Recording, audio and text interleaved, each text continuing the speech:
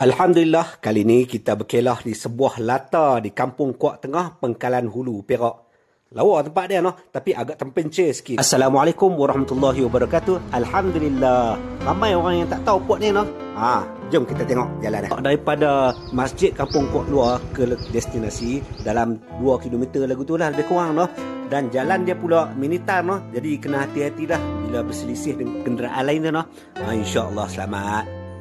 Bila sampai kat simpang ni, kena hati-hati tengok. Bukan simpang ni, simpang satu lagi kat depan tu. Nampak? Masuk simpang ni dia turun bukit lagu tu, no. Daripada sini setengah kilo lagi, insya-Allah sampai ke destinasi, no. Tapi tempat dia agak sulit sikit, no.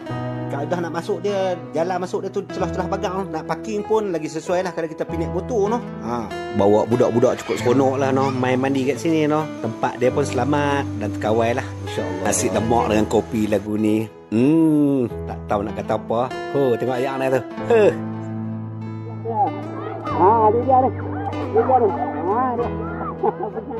Alhamdulillah, memang suasana betul-betul terasa lah damai tu, no. Rasa healing lah. Alhamdulillah. Okeylah, sekadar tu dulu. Harap bermanfaat. Terima kasih banyak. Assalamualaikum warahmatullahi wabarakatuh.